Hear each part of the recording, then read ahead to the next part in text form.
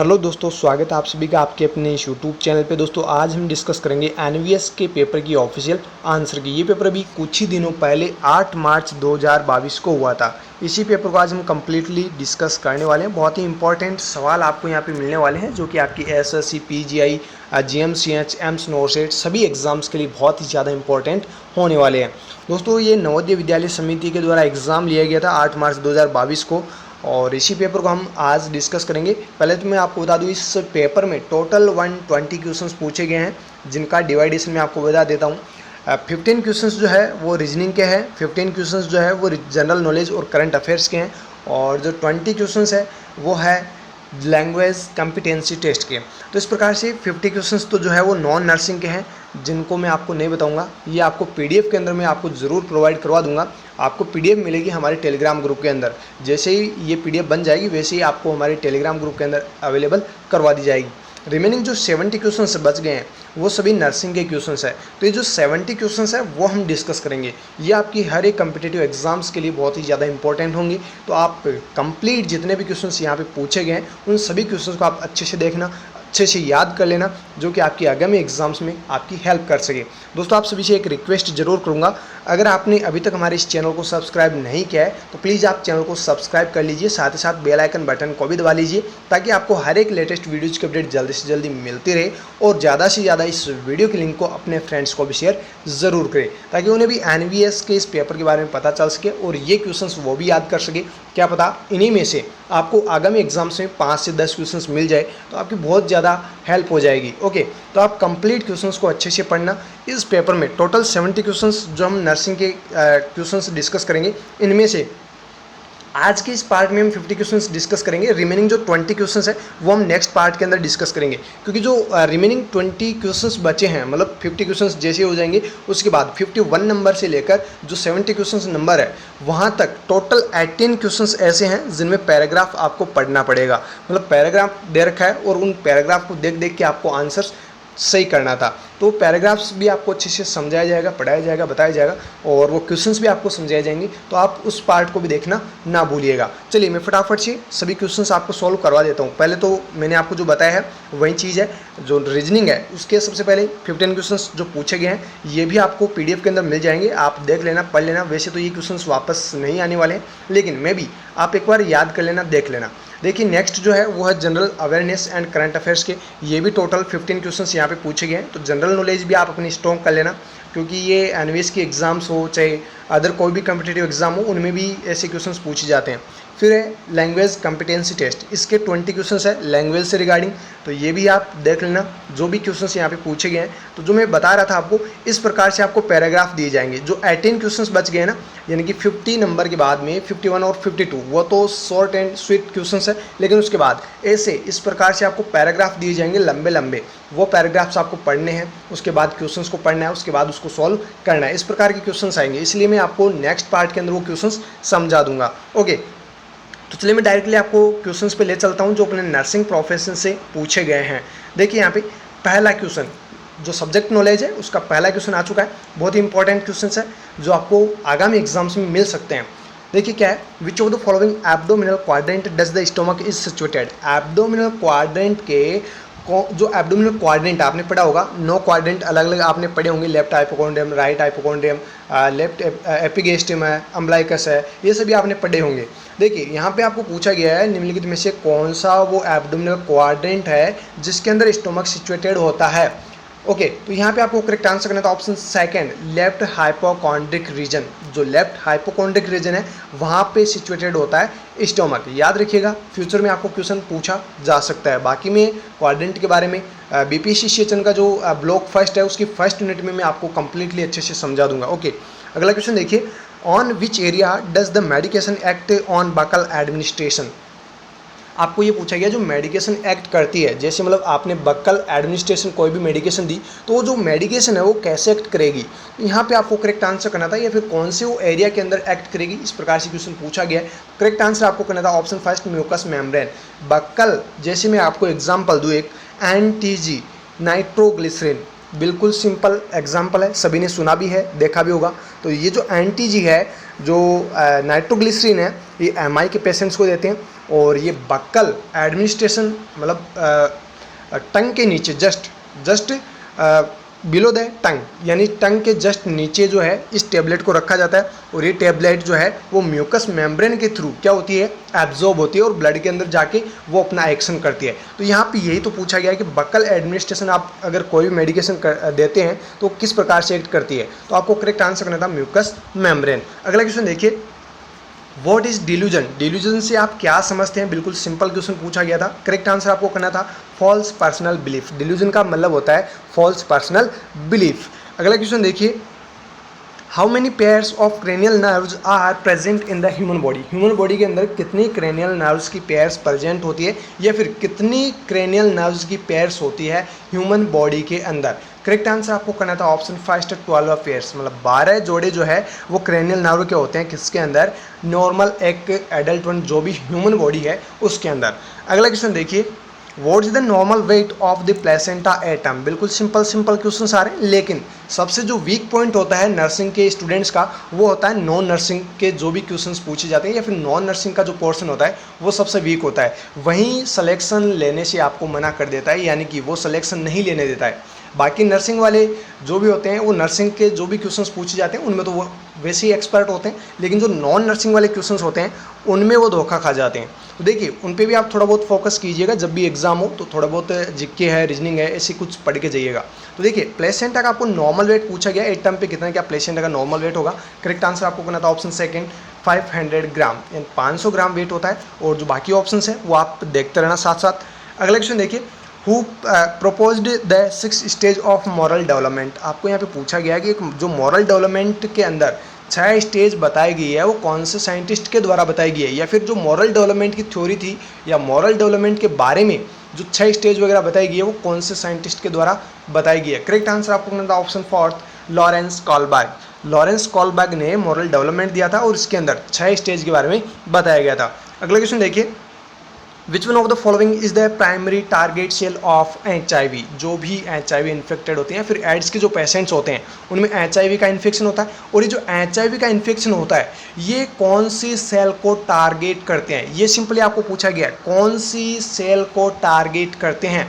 Correct answer आपको करना था option first CD4 plus T cells. जो T सेल्स है उनको टारगेट करते हैं, साथ ही साथ जो CD4 सेल्स है उनको टारगेट करते हैं। इसीलिए HIV के पेशेंट्स में CD4 जो काउंट है, CD4 काउंट क्या होती है, बिलो होती है, बहुत कम चली जाती है। नॉर्मल CD4 जो काउंट होती है उससे बहुत कम चली जाती है जब किसी पर्सन को HIV का इन्फेक्शन होता है। ओके, अगला क्वेश्चन देखिए, what is the purpose of Lovett scale. जो लवेट स्केल है उसका पर्पज आपको पूछा गया है। लवेट स्केल किस लिए यूज लेते हैं ये आपको सिंपली पूछा गया। करेक्ट आंसर आपको करना था assessment of musculoskeletal system, option fourth. यानी मस्कुलोस्केलेटल सिस्टम को असेस करने के लिए जो स्केल यूज लेते हैं वो यूज लेते हैं लवेट स्केल। ओके, याद रखिएगा, बहुत ही इंपॉर्टेंट क्वेश्चन है, आपने पहले पढ़ा होगा या नहीं पढ़ा होगा, लेकिन अभी आपने पढ़ा है तो ये आप जरूर याद रखिएगा। अगला क्वेश्चन देखिए, which one of the following diagnostic test is used to detect neural tube defect. NTD यानी कि न्यूरल ट्यूब डिफेक्ट को डिटेक्ट करने के लिए कौन सा डायग्नोस्टिक टेस्ट किया जाता है। करेक्ट आंसर आपको करना था ऑप्शन फर्स्ट MSAFP यानी कि मैटरनल सीरम अल्फा फिटोप्रोटीन। इससे हम पता लगा सकते हैं कि जो भी एम्ब्रियो है उसके अंदर या फिर जो डेवलप्ड बेबी है या मतलब डेवलपिंग जो बेबी है, जो भी यूट्राइन ग्रोथ कर रहा है, उस बेबी में NTD यानी न्यूरल ट्यूब डिफेक्ट है या नहीं है। इस चीज़ से हम पता लगा सकते हैं। ये जो डायग्नोस्टिक टेस्ट है MSAFP जो अल्फा फिटोप्रोटीन, इसको हम डिटेक्ट कर सकते हैं मैटरनल सीरम के अंदर, और इससे हम पता लगा सकते हैं कि बच्चे में NTD है या नहीं है। और NTD को ठीक करने के लिए ये सीधी सी बात है, फॉलिक एसिड की डेफिशिएंसी से होती है। तो जो भी प्रेग्नेंट मदर्स होती हैं उनको फॉलिक एसिड की जो टैबलेट्स है वो एडमिनिस्टर की जाती है ताकि बच्चे को क्या नहीं हो, NTD ना हो। ओके, अगला क्वेश्चन देखिए, what is called the comprehensive assessment of an entire community. जो भी ऑल ओवर कम्युनिटी है या फिर एंटायर जो कम्युनिटी है उसको अगर आप कॉम्प्रहेंसिवली असेस करना चाहते हैं तो आप क्या करेंगे, या फिर इस टर्म को क्या कहते हैं, आप एंटायर कम्युनिटी को क्या कर रहे हैं, असेस कर रहे हैं, इस टर्म को क्या बोलेंगे। तो यहाँ पे आपको करेक्ट आंसर करना था option third community diagnosis. All over जो एंटायर कम्युनिटी है, अगर उसको आप डायग्नोस करेंगे तो उससे उस टर्म को क्या बोल सकते हैं हम, कॉम्प्राहेंसिव असेसमेंट, यानी ऑल ओवर कम्युनिटी का आप क्या कर रहे हैं, असेसमेंट कर रहे हैं। कैसे? कम्युनिटी डायग्नोस करके। अगला क्वेश्चन देखिए, what is called percussion in physical examination. Physical examination के दौरान क्या यूज लेते हैं, परकोशन। अब आपको ये पूछा गया है परकोशन में करते क्या है, आप सभी को पता ही है, टैप करते हैं, टैपिंग करते हैं, टैपिंग से हम पता लगाते हैं कि पेशेंट को क्या हो रहा है क्या नहीं हो रहा है ना। तो यहाँ पे आपको करेक्ट आंसर करना था option first, act of tapping. Act of tapping, percussion का मतलब होता है एक्ट ऑफ टैपिंग। ये फिजिकल एग्जामिनेशन के दौरान यूज किया जाता है। अगला क्वेश्चन देखिए, What is called acropathy in hyperthyroidism? Very important question, very important question है। ये वर्ड आपने पहले कभी नहीं सुना होगा। बहुत सारे ऐसे स्टूडेंट्स हैं जिन्होंने कभी सुना ही नहीं है, बहुत कम ऐसे स्टूडेंट्स हैं जिन्होंने इसके बारे में पहले पढ़ा भी होगा। मेरे को नहीं लगता है कि किसी ने पढ़ा भी होगा, बहुत कम स्टूडेंट्स हैं जो शायद पढ़ भी गए होंगे। देखिए यहाँ पे एक्रोपेची का मतलब आपको पहले तो बता दूँ। एक्रोपेची का मतलब होता है थिकनिंग समझ लीजिए, अभी लिखने में थोड़ी सी दिक्कत हो रही है। थिकनिंग ऑफ द एक्सट्रीमिटीज़, यानी जो एक्सट्रीमिटीज़ है, चाहे हैंड्स हो चाहे आपके फुट्स हो, हैंड्स और जो फुट्स है दोनों में क्या हो जाती है, थिकनिंग हो जाती है। उस टर्म को क्या बोलते हैं, एक्रोपेची। अब यहाँ पे आपको सवाल में ये पूछा गया जो एक्रोपेची है वो कौन सी कंडीशन में देखने को मिलती है, हाइपरथायरॉयडिज्म, यानी कि थायराइड हार्मोन है वो एक्सेसिव सीक्रेट हो रहे हैं, तो वो कंडीशन क्या कहलाती है, हाइपरथायरॉयडिज्म।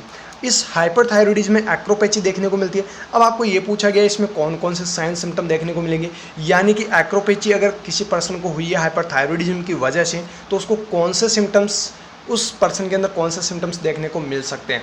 करेक्ट आंसर आपको करना था option second, digital clubbing and swelling of fingers. बाकी अदर जो सिम्टम्स है वो भी मैं आपको साथ ही बता देता हूँ। डिजिटल क्लबिंग तो होगी, साथ ही स्वेलिंग ऑफ फिंगर्स भी होगी, या फिर आप स्वेलिंग ऑफ हैंड्स बोल सकते हैं। साथ ही साथ जो टिश्यूज़ है वो भी कैसे हो जाएंगे, सॉफ्ट हो जाएंगे। टिश्यूज़ जो है वो कैसे हो जाएंगे, सॉफ्ट हो जाएंगे। साथ ही साथ जो पेरिओस्टियल बोन है उसमें न्यू फॉर्मेशन भी होता रहेगा। तो ये जो कुछ सिम्टम्स मैंने बताए हैं, इन्हीं सिम्टम्स में से आपको फ्यूचर में एग्जाम में क्वेश्चन पूछा जा सकता है। सॉफ्ट टिश्यू हो जाएगा, और जो पेरिओस्टल न्यूबॉर्न है उसका फॉर्मेशन होगा, क्लबिंग, डिजिटल क्लबिंग होगी, और साथ ही साथ स्वेलिंग, जो फिंगर्स हैं उनके अंदर स्वेलिंग भी देखने को मिलेगी। ओके, अगला क्वेश्चन देखिए, how many bones forms the axial skeleton. जो एक्सियल स्केलेटन है उसमें कितनी क्या बोन्स होती है, ये आपको सिंपली क्वेश्चन पूछा गया है। करेक्ट आंसर आपको करना था ऑप्शन सेकंड, 80 बोन्स, 80 बोन होती है एक्सियल स्केलेटन के अंदर। जो सेकंड है वो होता है अपेंडिकुलर स्केलेटन, जिसके अंदर 126 बोन्स होती है। मतलब जो स्केलेटन सिस्टम है इसमें जो बोन्स वगैरह है उनको दो प्रकार से डिवाइड कर रखा है, एक्सियल स्केलेटन और सेकंड जो है वो अपेंडिकुलर स्केलेटन। एक्सियल स्केलेटन के अंदर 80 बोन्स होती है और जो अपेंडिकुलर स्केलेटन है उसके अंदर 126 बोन होती है। टोटल करें तो 206 बोन जो है वो ह्यूमन बींग्स के अंदर, नॉर्मली 206 जो बोन है वो एक नॉर्मल पर्सन के अंदर पाई जाती है। ओके, बच्चे के अंदर 300 प्लस होती है, लेकिन एडल्ट वन के अंदर 206। ओके, याद रखिएगा। अगला क्वेश्चन देखिए, which one of the following is the process of providing information and motivation regarding healthy habits and lifestyle। यहाँ पे आपको उस प्रोसेस का नाम बताना है जिस प्रोसेस में क्या करते हैं, इन्फॉर्मेशन प्रोवाइड करवाते हैं, मोटिवेशन देते हैं, किसके रिगार्डिंग, हेल्दी हैबिट्स के रिगार्डिंग और लाइफ स्टाइल के रिगार्डिंग। उस प्रोसेस का नाम आपको बताना है। करेक्ट आंसर आपको करना था यहाँ पे option fourth, health education. Health education एक ऐसी प्रोसेस है जिसके अंदर क्या करते हैं, इन्फॉर्मेशन प्रोवाइड करते हैं, साथ ही साथ मोटिवेशन भी प्रोवाइड करते हैं लाइफ स्टाइल के बारे में और हेल्दी हैबिट्स के बारे में। ओके, अगला क्वेश्चन देखिए, what is called an olfactory hallucination. Olfactory hallucination से आप क्या समझते हैं, या फिर ऑल्फैक्टरी हैल्यूसिनेशन का मतलब क्या होता है। सिंपली ये आपको पूछा गया। बहुत सारे स्टूडेंट्स ने यहाँ पे फॉल्स परसेप्शन ऑफ विजन किया होगा, आपका आंसर गलत हो गया है ना। तो ऐसा नहीं करना आपको, ऑल्फैक्टरी आ गया, विजन नहीं करना है कभी भी, ध्यान रखना। ओके, यहाँ पे आपको करेक्ट आंसर करना है फॉल्स परसेप्शन ऑफ स्मेल, यानी कि स्मेल में फॉल्स, यानी स्मेल का फॉल्सली परसीव करना क्या कहलाता है, ऑल्फैक्टरी हैल्यूसिनेशन। अब बात करते हैं यहाँ पे साउंड की, यानी जो ऑप्शन सेकंड है फॉल्स परसेप्शन ऑफ साउंड, इसको बोलते हैं ऑडिटरी। क्या बोलते हैं, auditory hallucination. Okay, then next things है, इसके रिगार्डिंग कोई भी हेल्यूसिनेशन ऐसा होता नहीं है। मतलब थिंग्स के रिगार्डिंग जो हेल्यूसिनेशन होता है वो हेल्यूसिनेशन भी हो सकता है, डिल्यूजन भी हो सकता है और इल्यूजन भी हो सकता है। ओके, नेक्स्ट है false perception of vision. Vision के रिगार्डिंग होता है विजुअल हैल्यूसिनेशन। क्या होता है? Visual hallucination. अभी साथ ही बता दूं, टेस्ट के रिगार्डिंग अगर आपको पूछा जाए कि फॉल्स परसेप्शन ऑफ टेस्ट, तो इस टाइम को क्या बोलेंगे, तो आपको आंसर में करना है फिर गस्टेटरी हैल्यूसिनेशन। क्या करोगे आंसर में? Gustatory hallucination. अगर आपको पूछा जाए कि touch, false perception of touch, यानी कि टच, किसी पर्सन को टच बिल्कुल भी नहीं कर रहे हैं, हालांकि वो मेंटली है, तो उसको कोई भी टच नहीं कर रहा है, फिर भी वो बोल रहा है कि मेरे को कोई यहाँ पर टच कर रहा है, कोई यहाँ पर टच कर रहा है, ऐसा ऐसा कुछ बोल रहा है, तो यानी कि उसको क्या हो रहा है? फॉल्स परसीव हो रहा है टच का। तो उस टाइम को बोलते हैं टेक्टाइल। क्या बोलते हैं? टेक्टाइल। याद रखिएगा, ये क्वेश्चन पहले भी पूछा जा चुका है एम्स के एग्जाम या फिर ESIC यानी सेंट्रल गवर्नमेंट एग्जाम में ये क्वेश्चन पूछा जा चुका है, तो ध्यान रखिएगा। और जो स्मेल है, स्मेल के रिगार्डिंग यहाँ पे आ चुका है स्मेल, ऑल्फैक्टरी हैल्यूसिनेशन, और साउंड के रिगार्डिंग आ चुका है, विजन के रिगार्डिंग आ चुका है। सभी जो हैल्यूसिनेशन है उनके बारे में मैंने आपको बता दिया है। अगला क्वेश्चन देखिए, in which of the following does the immunity occurs naturally through the transfer of immunoglobulins across the placental membrane.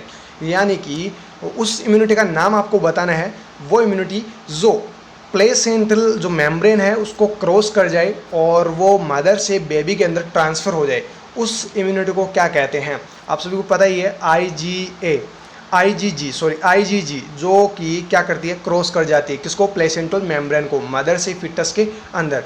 जी यानी गो, यानी IgG है वो क्रॉस करती है। ये जो इम्यूनोग्लोबुलिन है, इस प्रकार की जो इम्यूनिटी बच्चे के अंदर डेवलप होती है, वो कौन सी इम्यूनिटी है या फिर किस प्रकार की इम्यूनिटी का टाइप है? करेक्ट आंसर आपको करना है option 4, passive acquired immunity. Passive acquired immunity. अगला क्वेश्चन देखिए, which of the following germinal layer that develop bone, cartilage, kidney and pleural activity of foetus. यहाँ पे आपको ये पूछा गया कि जो जर्मिनल लेयर है, यानी जब बेबी का डेवलपमेंट हो रहा होता है, जब बेबी बन रहा होता है, तो उस दौरान बेबी में बॉन्स भी बनती है, कार्टिलेज भी बनता है, किडनी भी बनती है, प्लूरल कैविटी भी बनेगी, तो ये सभी कुछ से फिटस के अंदर बन रहे हैं। तो ये आपको ये पूछा गया कौन सी वो जर्मिनल लेयर है जिससे बॉन बनती है, कार्टिलेज बनती है, किडनी बनती है, प्लूरल कैविटी ये सभी डेवलप होती है, उस जर्मिनल लेयर का नाम आपको पूछा गया। करेक्ट आंसर आपको करना है ऑप्शन फर्स्ट, मेसोडर्म लेयर। जो मेसोडर्म लेयर है वो बनाती है बॉन, वो बनाती है आपकी कार्टिलेज, वही बनाती है आपकी किडनी, वही बनाती है आपकी प्लूरल कैविटी। तो उस जो लेयर है, इस लेयर का आप नाम जरूर याद रखिएगा। अगला क्वेश्चन देखिए, which one of the following is called N obsessive compulsive disorder. निम्नलिखित में से आपको एक वो ऑप्शन चूज करना है जिसको आप कह सकते हैं कि ये ऑब्सेसिव कंपल्सिव डिसऑर्डर है। करेक्ट आंसर आपको करना था option second, repetitive thoughts and behaviour pattern. अगर कोई पर्सन का जो थॉट्स है या फिर जो उसका बिहेवियर है वो रिपीटेटिव है, बार बार, जैसे मतलब ऐसा एक एग्जांपल दूं, कोई भी पर्सन है जो मेंटली होगा यानी कि OCD से सफ़र कर रहा होगा, उस पेशेंट की बात करूं, वो पेशेंट क्या करेगा? एक बार हाथ धोए, फिर वो ऐसे सोचेगा मैंने हाथ ही नहीं धोया, फिर वो धो के आएगा, फिर वो बाहर आएगा, फिर वो वहीं सोचेगा, मतलब रिपीटेटिव वो थॉट कर रहा है, बार बार वो सोच रहा है कि मैंने अभी तक हैंड वॉशिंग नहीं की, वो बार बार हैंड वॉश कर रहा है। इसी प्रकार से कुछ ऐसे लोग भी होते हैं जिन्होंने लॉक लगा देते हैं, मतलब लॉक तो लगा दिया उन्होंने, चाहे रूम हो, चाहे गेट हो, चाहे कुछ भी हो, उन्होंने रूम के या फिर गेट के लॉक तो लगा दिया है, लेकिन वो थोड़ा सा आगे चलते हैं, फिर सोचते हैं मैंने लगाया कि नहीं लगाया, फिर से देख के आता हूँ, फिर से वो देख के आता है, फिर वो वापस आता है, फिर वही सोचता है कि मैंने गेट के लॉक लगाया कि नहीं लगाया। तो ऐसे भी पर्सन्स होते हैं, यानी कि ये जो डिजीज कंडीशन होती है, साइकेट्रिक डिजीज कंडीशंस होती है, जिसमें ऑब्सेसिव कंपल्सिव डिसऑर्डर यानी OCD के अंदर इनको इंक्लूड किया जाता है। तो यहाँ पे आपको करेक्ट आंसर करना था repetitive thoughts and behaviour pattern. अगला क्वेश्चन देखिए, complete displacement of the articular surface of the joint is called. जो जॉइंट के अंदर आर्टिकुलर सरफेस होती है, अगर वो कंप्लीटली डिस्प्लेसमेंट हो जाए, मतलब पूरी तरह से वो हट जाए, एक दूसरे से हट जाए, तो उस टर्म को क्या कहेंगे? यहाँ पे आपको करेक्ट आंसर करना था ऑप्शन फोर्थ, डिसलोकेशन। इस टर्म को क्या बोलते हैं? डिसलोकेशन, यानी completely displacement of the articular surface of the joint. Joint की आर्टिकुलर सरफेस का कंप्लीटली डिस्प्लेस होना, हट जाना, क्या कहलाता है? डिसलोकेशन। एक यहाँ पे टर्म और है, सबलक्सेशन।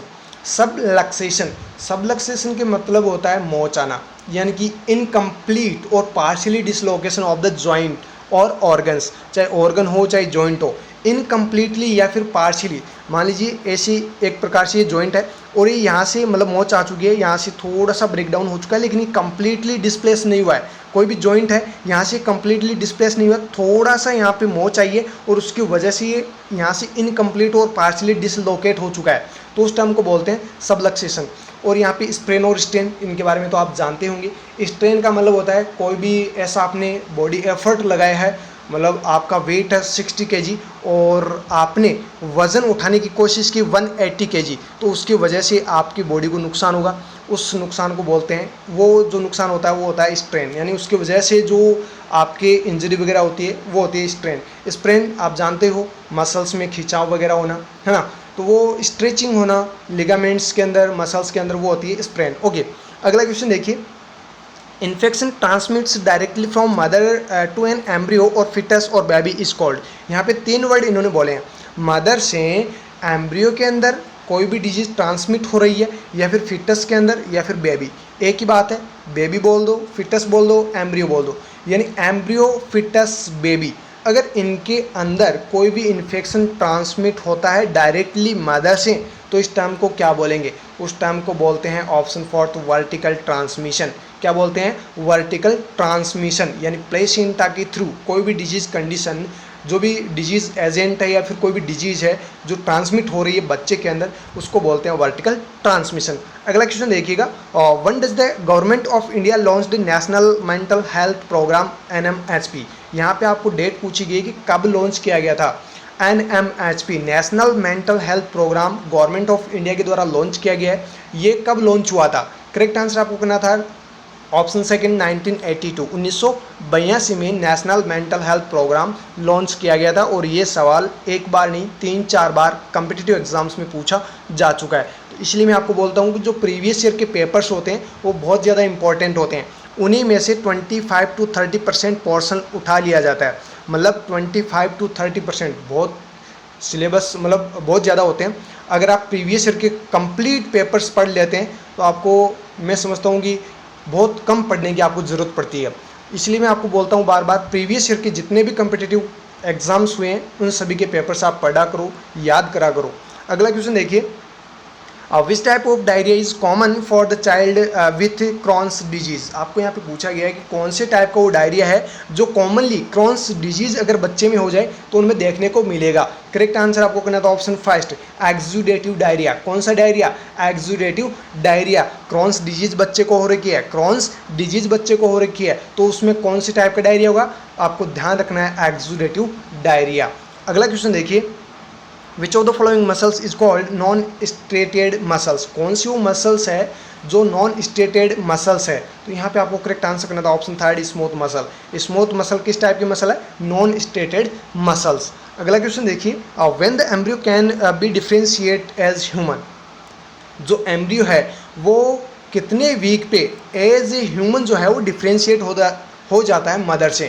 कहने का मतलब ये है कि एम्ब्रियो जब डेवलप हो रहा होता है, फिटस जो है वो डेवलप जब हो रहा होता है यूट्रस के अंदर, तो उसकी जो प्लेसेंटा है वो बन जाती है। वो प्लेसेंटा जो है वो अटैच होती है, आप सभी को पता है, इस तरफ जैसे बेबी है। तो ये कब मतलब दोनों जो है ये दोनों कब सेपरेट हो जाते हैं, अलग अलग डिफ्रेंशिएट कब हो जाते हैं? करेक्ट आंसर आपको करना था ऑप्शन फोर्थ 8 वीक। 8 वीक का जब बेबी हो जाता है या फिर 8 वीक का जब एम्ब्रियो हो जाता है, एम्ब्रियो तो नहीं बोल सकते, फिटस जब हो जाता है तो वो जो है वो डिफ्रेंशिएट हो जाता है एज ए ह्यूमन, यानी कि एज ए ह्यूमन अलग हो चुका है। इसके ये जो प्लेसेंटा है वो तो अटैच है जिससे वो न्यूट्रिशन वगैरह ले रहा है, लेकिन ये डिफ्रेंशिएट हो चुका है। प्लेसेंटा अलग है जो मदर के यूट्रस से चिपकी हुई है, और ये जो बेबी है वो डिफ्रेंशिएट है, अलग है ना। तो ये आपको आंसर करना है ऑप्शन फोर्थ 8 वीक। अगला क्वेश्चन देखिए, which one of the following is responsible for regeneration of epidermal cells. आपको यहाँ पे पूछा गया है कौन सी वो एपिडर्मल सेल्स है जो रीजनरेशन के लिए रेस्पॉन्सिबल होती है। आपको मान लीजिए यहाँ पे ये आपका हैंड्स है, मतलब हाथ है, यहाँ पे आपको खरोंच चाहिए, मतलब आपको किसी न किसी चीज़ की आपको लग गई है ना, तो आपको यहाँ पे खरोंच आ गई। खरोंच आने के बाद में एक यहाँ पे स्कार बनेगा, मतलब ये वापस रिकवर होगी, वापस रीजनरेट होगी, वापस आपकी स्किन यहाँ पे आ जाएगी। तो यहाँ पे यही तो पूछा गया, वो कौन सी एपिडर्मल सेल है जो रीजनरेशन के लिए रेस्पॉन्सिबल होती है? करेक्ट आंसर आपको करना था ऑप्शन सेकंड केराटिनोसाइट। केराटिनोसाइट जो सेल है वो रिस्पॉन्सिबल होती है रीजनरेशन के लिए, वापस स्किन को जनरेट करने के लिए। मेलेनोसाइट जो है वो मेलेनिन हार्मोन का जो है स्राव करती है, यानी कि सिक्रेट करती है, और ये जो मेलेनिन हार्मोन है ये स्किन के कलर को रेगुलेट करने का काम करता है। लैंगरेंज सेल्स ये भी यहीं पे प्रेजेंट होती है स्किन के अंदर ही। और जो मार्कल सेल्स है, मार्कल सेल्स भी टॉप ऑफ स्किन पे क्या होती है, यहाँ पे प्रेजेंट होती है, जो फेगोसाइट जो भी होते हैं पैथोजेंस वगैरह उनसे प्रिवेंट करने का काम करती है। ओके, अगला क्वेश्चन देखिए, which one of the following is also known as swimmer ear. निम्नलिखित में से कौन सी वो कंडीशन है जिसको आप स्विमर ईयर भी कह सकते हैं। करेक्ट आंसर आपको करना था option third, otitis externa.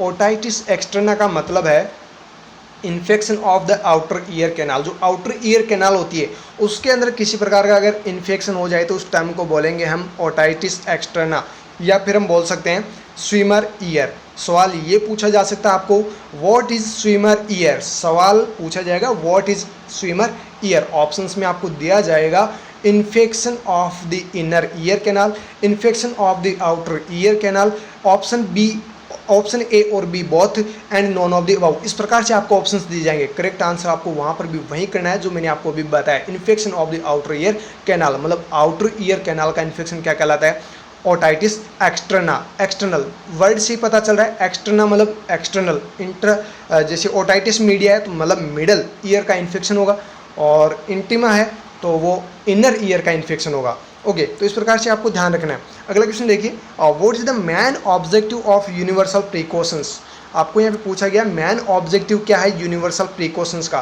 Correct answer आपको करना है option first, prevent the spread of blood born pathogens.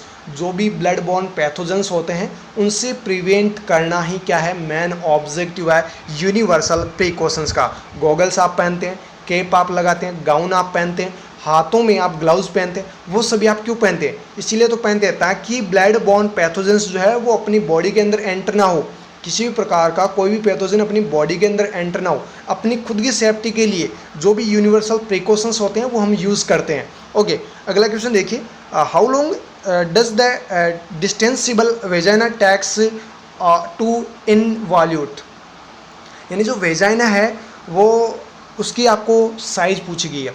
मतलब वेजाइना जो है सर्विक्स से अटैच होती है, और एक्सटर्नल वेजाइना से लेकर सर्विक्स तक की जो साइज़ है यानी जो डिस्टेंस है वो डिस्टेंस आपको बताना है। सिंपली यहाँ पे ये पूछा गया इन्वोल्यूट को, जो इन्वोल्यूट वर्ड है इसको देखकर आप कंफ्यूज जरूर हुए होंगे जब आपने एग्जाम दी होगी उस टाइम, और इस प्रकार से फिर से आपको क्वेश्चन पूछा जा सकता है। करेक्ट आंसर आपको करना है ऑप्शन थर्ड।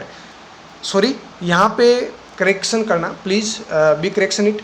यहाँ पे क्वेश्चन में ये पूछा गया कि डिस्टेंसिबल वेजाइना, मतलब जो वेजाइना है जब गर्ल बेबी या फिर गर्ल फिटस जो है वो डेवलपिंग स्टेज के अंदर है, यूट्रस के अंदर, उस दौरान जो वेजाइना है वो कब डेवलप हो जाता है और डिफ्रेंशिएट हो जाता है, ये आपको पूछा गया है। करेक्ट आंसर आपको करना है option third, 4th to 8th week, यानी 4 से 8 वीक पे जो वेजाइना है वो कम्प्लीटली फॉर्मेशन होने के बाद ये डिफ्रेंशिएट भी हो जाता है। मतलब तीसरे वीक भी, आप सभी को पता है यूएसजी से पता लगाते हैं, लेकिन अभी तो बैन कर दिया गया, और ऐसे ऐसे यहाँ पे मतलब जो कानून वगैरह है वो बनाए गए हैं क्योंकि फीमेल फेटिसाइड्स बहुत ज़्यादा हो रहे थे, भ्रूण हत्याएँ बहुत ज़्यादा हो रही थी, तो उसी चक्कर में बैन लगाया गया। तो अभी जो है यूएसजी से भी हम पता नहीं कर सकते, कोई भी कोई भी पता नहीं कर सकता, अगर ऐसा कुछ करता है तो भ्रूण हत्या के तहत उसके ऊपर कार्रवाई हो सकती है। तो यानी 3 से 4 वीक पे, मतलब 4 से 8 वीक के ऊपर जो है वो वेजाइना डेवलप हो जाती है, और सेम चौथे महीने या 5वें महीने पे हम जैसे पहले ऐसा होता था कि लड़का होगा कि लड़की होगी, ऐसे यूएसजी वगैरह करवाते थे, और उसके बाद वो टर्मिनेट भी करवा देते, अबॉर्शन भी करवा देते थे, इसलिए इस पर बैन लगाया गया है। तो जो वेजाइना है वो कम्प्लीटली डेवलप हो जाता है 4 से 8 वीक के ऊपर, तो ये आप ध्यान रखिएगा, थोड़ा सा करेक्शन कर लीजिएगा, मैंने उल्टा बोल दिया था। अगला क्वेश्चन देखिए, which one of the following is called second process nociceptive pain. देखिए आपको यहाँ पे ये पूछा गया है निम्नलिखित में से कौन सी सेकेंड प्रोसेस है नोसिसेप्टिव पेन के लिए। नोसिसेप्टिव पेन के रिगार्डिंग कौन सी सेकेंड प्रोसेस है। करेक्ट आंसर आपको यहाँ पे करना था ऑप्शन थर्ड, ट्रांसमिशन। उसको क्या बोलते हैं, ट्रांसमिशन। जो सेकेंड प्रोसेस ऑफ नोसिसेप्टिव पेन की होती है उसको बोलते हैं ट्रांसमिशन। करेक्ट आंसर आपको करना ऑप्शन थर्ड, अगला क्वेश्चन देखिए, who proposed the model of preventive psychiatry in community mental health nursing. कौन से वो साइंटिस्ट थे जिन्होंने प्रिवेंटिव साइकेट्रिक के मॉडल के बारे में बताया था कम्युनिटी मेंटल हेल्थ नर्सिंग के अंदर। कम्युनिटी मेंटल हेल्थ नर्सिंग के अंदर प्रिवेंटिव साइकेट्रिक के मॉडल के बारे में कौन से साइंटिस्ट ने बताया था। करेक्ट आंसर आपको यहाँ पे करना था option fourth, Gerald Kaplan. Gerald Kaplan, ये कुछ अजीब नाम होते हैं जो भी फॉरेन साइंटिस्ट होते हैं उनके, लेकिन याद कर लीजिएगा, कभी कभार एग्जाम में ऐसे क्वेश्चंस पे पूछ लेते हैं और कन्फ्यूज आप हो जाते हैं। अगला क्वेश्चन देखिए, which one of the following organ enlarge due to malaria infection.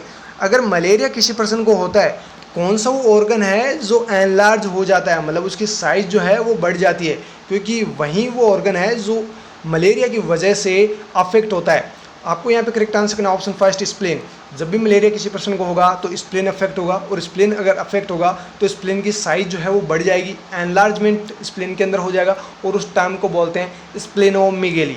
याद रखिएगा, उस टर्म को क्या बोलते हैं, स्प्लेनोमीगेली। मिगेली का मतलब होता है एनलार्जमेंट, यानी स्प्लेन का एनलार्जमेंट क्या कहलाता है, स्प्लेनोमीगेली। अगला क्वेश्चन देखिए, which one of the following is called the endometrium of the pregnant uterus. आपको यहाँ पे ये पूछा गया कि प्रेग्नेंट यूट्रस जो है, मतलब जब प्रेगनेंसी होती है और उस दौरान जो यूट्रस होता है, प्रेग्नेंट होने के बाद में जो यूट्रस होता है, उसके एंडोमेट्रियम को क्या कहते हैं, उसके एंडोमेट्रियम को क्या कहते हैं। करेक्ट आंसर आपको करना है ऑप्शन थर्ड, डेसिडुआ। क्या बोलते हैं, डेसिडुआ। और ये क्वेश्चन पहले भी 3-4 एग्जाम में पूछा जा चुका है। वैसे तो ऑलमोस्ट क्वेश्चंस पहले के एग्जाम में पूछे जा चुके हैं, बट जो 3-4 बार यानी बहुत बार ये क्वेश्चंस पूछे गए उनके बारे में बता रहा हूँ। डेसिडुआ, यहाँ पे आपको करेक्ट आंसर करना है। अगला क्वेश्चन देखिए, what is the purpose of इविसरेशंस।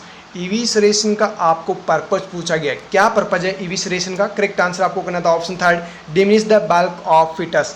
जो फिटस है उसके बल्क को डिमिनिश करने का काम कौन करती है, इविसरेशंस। इविसरेशंस का पर्पज आपको बता दिया गया, ये याद रखिएगा, इंपॉर्टेंट क्वेश्चन है। अगला क्वेश्चन देखिए, ए हॉलो और cracked pot sound is here during percussion of skull is called.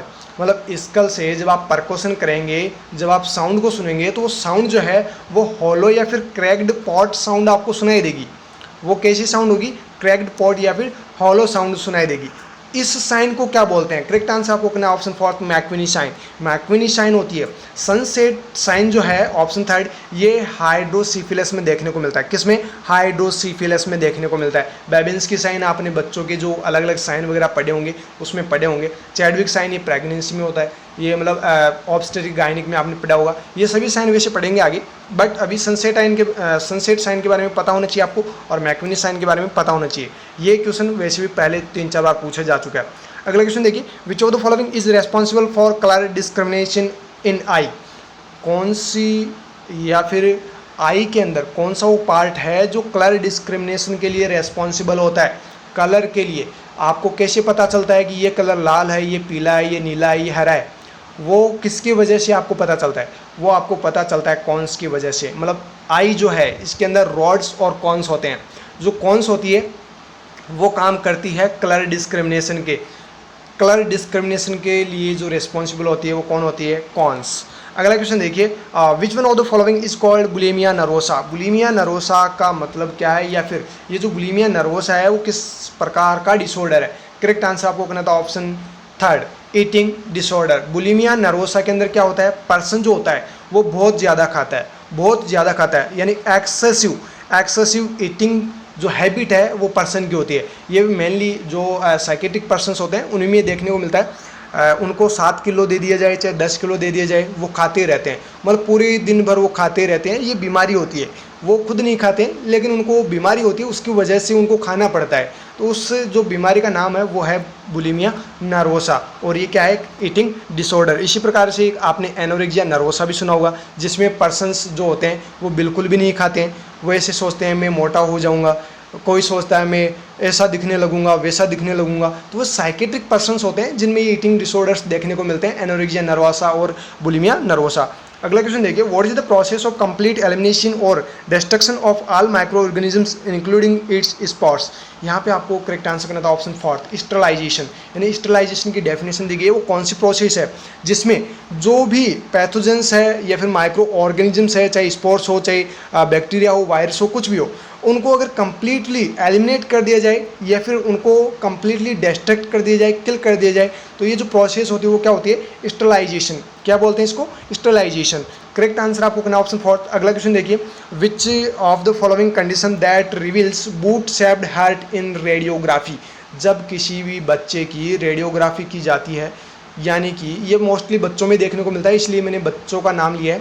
देखिए, जब भी रेडियोग्राफी किसी भी बच्चे की जाती है, फिर किसी भी पेशेंट की जाती है, उसके अंदर अगर बूट शेप्ड हार्ट दिखाई देता है तो समझ जाना उस पर्सन को कौन सी बीमारी है, tetralogy of Fallot, TOF, short में क्या बोलते हैं, TOF, टेरेटोलॉजी ऑफ फेलोट, ये बीमारी उसको हुई है। उसी वजह से जैसे आपके जूते होते हैं, बूट जो आपके होते हैं, उस टाइप का हर्ट दिखाई देगा, बिल्कुल जूता जिस प्रकार से होता है उसी प्रकार से हर्ट दिखाई देगा इन पेशेंट्स में, TOF वाले पेशेंट्स में। ध्यान रखिएगा, ये क्वेश्चन 3-4 बार नहीं, ये 7-8 बार क्वेश्चन पूछा जा चुका है। अगला क्वेश्चन देखिए, which one of the following that forms a barrier between the host and the exams.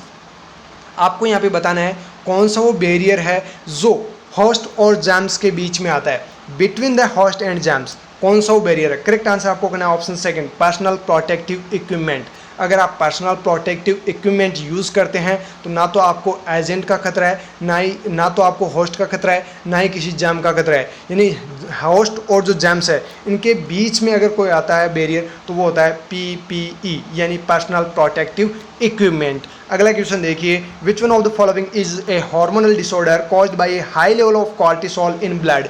एक हार्मोनल डिसऑर्डर का नाम आपको बताना है, वो कौन सा हार्मोनल डिसऑर्डर है जिसके अंदर कॉर्टिसोल जो है, कॉर्टिसोल हार्मोन है, वो अगर ब्लड में बहुत ज़्यादा अमाउंट में, हाई लेवल में बढ़ जाए तो इस डिसऑर्डर को कहते हैं कुशिंग सिंड्रोम। क्या बोलते हैं इस डिसऑर्डर को, कुशिंग सिंड्रोम। अगला क्वेश्चन देखिए, what is the process of separating the harmful and harmless waste. जो भी हार्मफुल और हार्मलेस वेस्ट होते हैं उनको सेपरेट करने की प्रोसेस को क्या कहते हैं, या फिर इस प्रोसेस को किस नाम से जानते हैं। करेक्ट आंसर आपको करना है ऑप्शन 3, सेग्रीगेशन। यानी जो हार्मफुल है उनको सेग्रीगेट कर दीजिए, हार्मलेस को आप एक जगह अलग एकत्रित कर दीजिए, सेग्रीगेट कर दीजिए। तो ये जो प्रोसेस है, चाहे वो हार्मफुल हो चाहे हार्मलेस वेस्ट हो, अगर इनको आप सेपरेट कर रहे हो तो वो प्रोसेस कहलाती है सेग्रीगेशन। अगला क्वेश्चन देखिए, which of the following is the screening method of cervical cancer for a woman age between 30 to 65 year old.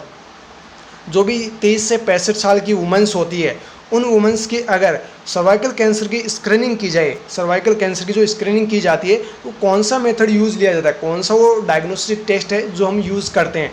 Correct answer आपको यहाँ पे करना था option 4, co testing with HPV test and pap test. Pap smear का नाम आपने सुना होगा, बहुत बार ये क्वेश्चन पूछा भी जाता है। तो यहाँ पे आपको करेक्ट आंसर करना था पैप टेस्ट या फिर को टेस्टिंग विथ HPV। अगला क्वेश्चन देखिए, which one of the following is anti manic drug. बिल्कुल सिंपल क्वेश्चन पूछा गया, कौन सी, यहाँ पे निम्नलिखित में से कौन सी एक एंटी मैनिक ड्रग है जो मैनिया में यूज़ करते हैं। साइकेट्रिक डिसऑर्डर है मैनिया, उस मैनिया के कंडीशन में कौन सी ड्रग यूज़ ली जाती है, सभी को पता ही है, लिथियम कार्बोनेट।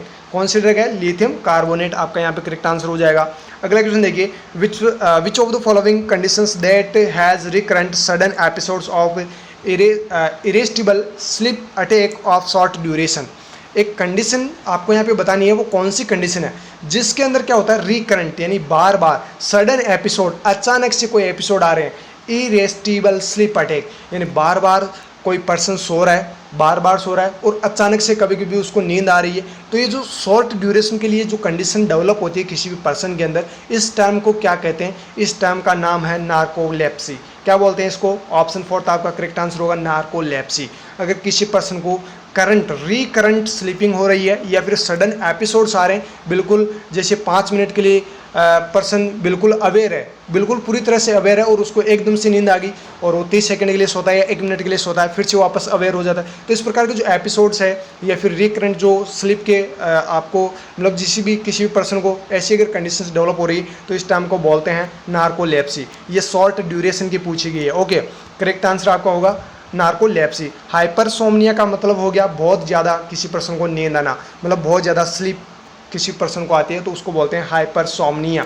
इंसोमनिया का मतलब होता है लैक ऑफ स्लीप, यानी कोई पर्सन सोता भी नहीं है, मतलब किसी को नींद भी नहीं आती है, तो उन पर्सनस के जो कंडीशंस होती है उसको बोलते हैं इंसोमनिया। अगला क्वेश्चन देखिए, disparity in relation between the foetal head और मैटरनल पेल्विस इज कॉल्ड।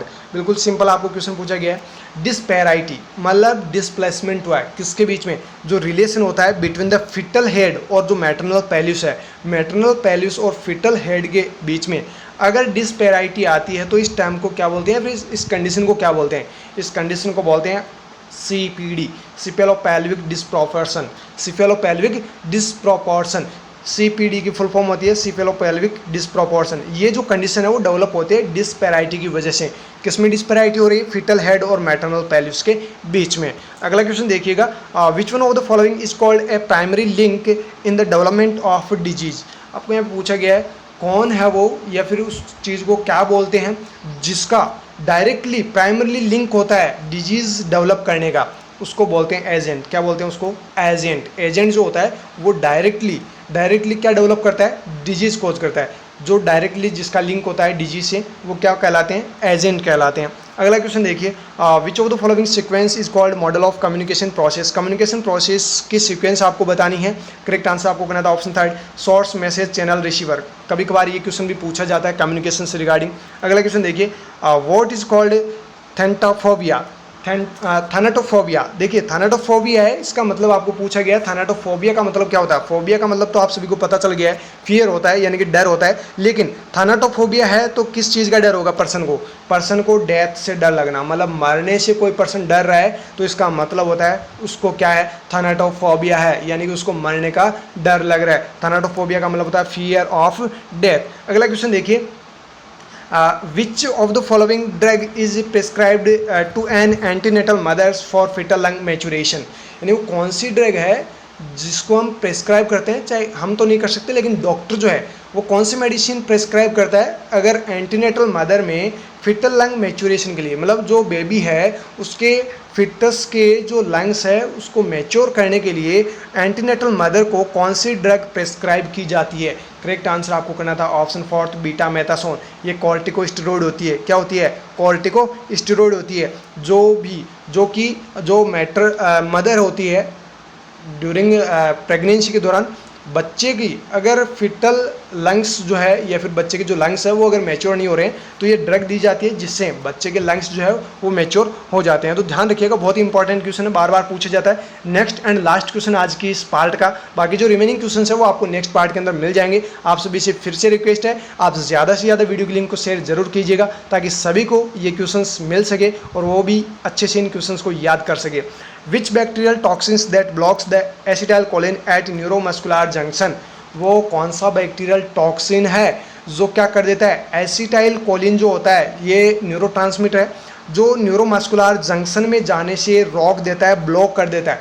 कौन सा वो बैक्टीरियल टॉक्सिन है, ध्यान रखना। यहाँ पे आपको करेक्ट आंसर करना है option third, botulism. Very very important question है, बहुत ही इंपॉर्टेंट क्वेश्चन है, बार बार ये क्वेश्चन पूछा जाता है। बॉटुलिज्म जो टॉक्सिन है ये क्या करता है, न्यूरोमस्कुलर जंक्शन में जाने से रोक देता है किसको, ACH को, एसिटाइलकोलिन जो न्यूरोट्रांसमीटर है इसको। दोस्तों ये थे अपने 50 क्वेश्चंस। उम्मीद करता हूँ सभी क्वेश्चंस बहुत ही अच्छे से आपको समझ में आ गए होंगे और बाकी जो रिमेनिंग 20 क्वेश्चंस बच गए जो मैंने आपको बता दिए, 51 और 52 तो ठीक है लेकिन इसके बाद में पूरे पैराग्राफ्स है तो ये आपको नेक्स्ट पार्ट के अंदर बहुत जल्द मिल जाएगा, तो ये भी आप जरूर देखिएगा। और इस वीडियो की लिंक मैं आपको फिर बोल रहा हूँ, अपने फ्रेंड्स को ज़्यादा से ज़्यादा शेयर जरूर कीजिएगा। अगर आप हमारे चैनल पर पहली बार आए हैं तो आप चैनल को सब्सक्राइब करके बेल आइकन बटन को भी दबा दीजिएगा ताकि आपको हर एक लेटेस्ट वीडियोज़ के अपडेट जल्दी से जल्दी मिलते रहे। फिर मिलेंगे, तब तक के लिए thank you so very much, bye bye, Vande Mataram.